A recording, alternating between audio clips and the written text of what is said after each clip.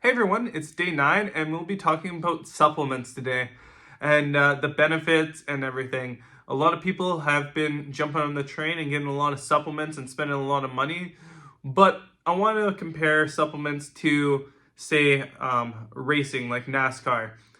Supplements is pretty much like the degree on a spoiler on the back of the race car.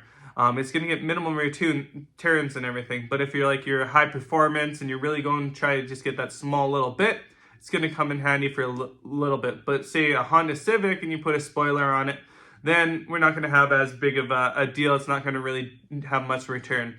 And that's kind of how supplements are.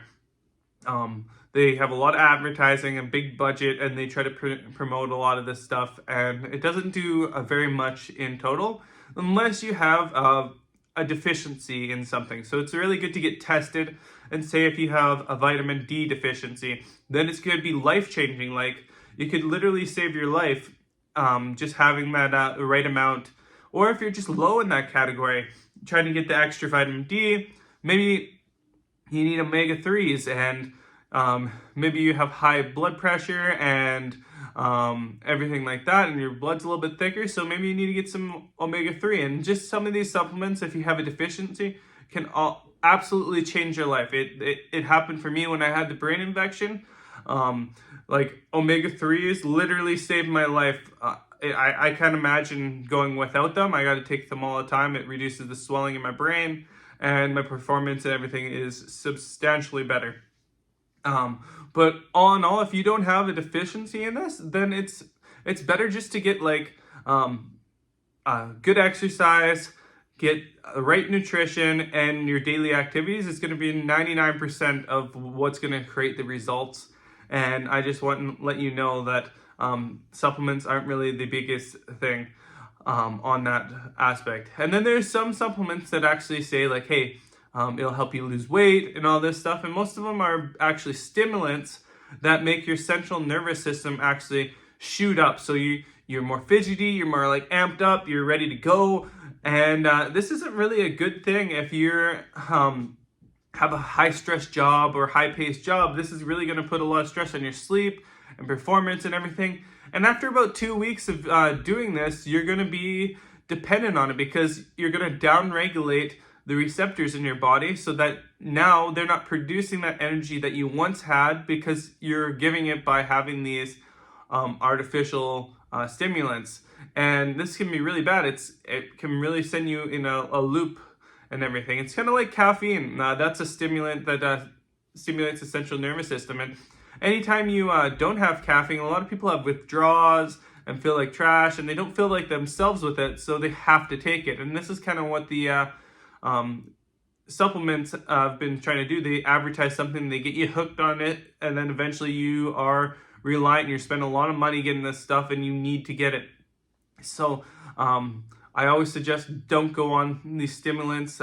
They do work maybe for a week or two, just because you're moving more, but after that you're just getting the health defects pretty much. So I definitely wouldn't go for that. And the only really supplement I do suggest that actually has a ton of research on it, pretty much it helps your health, helps so many different things. It can actually improve your strength and everything, like within like 2 weeks of taking it, is creatine monohydrate.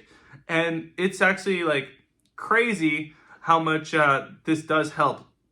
So if you do take this, just be aware you can gain weight, because it makes your muscles able to store more water and ATP, which is energy, in your muscles, so that you can do day-to-day activities a lot easier. It pretty much increases your muscle reserves, and it's not actually like bloat in the body. It actually goes into your muscles, so you get more sculpted, you muscles grow, and you have better strength. And it's more of an indirect weight loss supplement, because in turn you build more muscle, which means you're going to be burning more calories, so you burn more fat, just on the subject that you're making more muscle. So this is a really good one. Like, when I took it, I was in a bad spot. I was completely like overworking myself. I'd run my ATP storages pretty much to zero, and within like 2 weeks I'd gained like 5-10 pounds of muscle filled up the muscle anyways. And my lifts on almost everything went up 20 to 40 pounds. So my strength just skyrocketed, and I never felt so good. So this can be something that you could look into, but it's always good to talk to your doctor about it as well. But this is something that I highly suggest. And then the only other one that I would think about taking if you don't have any deficiencies and you're missing your protein targets is actually protein powder. It's simple. It's more of just a food supplement. It's best to always get it from whole natural foods, but if you're not hitting your targets, use this to get you there. And I also forgot about creatine. This actually really helps with cognitive functions for anyone that's vegan or vegetarian, just on the fact that you pretty much get creatine from meat sources and they're not getting it, so it actually amps up their focus and all that stuff, and they do a lot better. So this is kind of the general topics on supplements. Is I don't honestly promote them unless you have a deficiency, or the other one is just creatine and protein powder are my go-tos.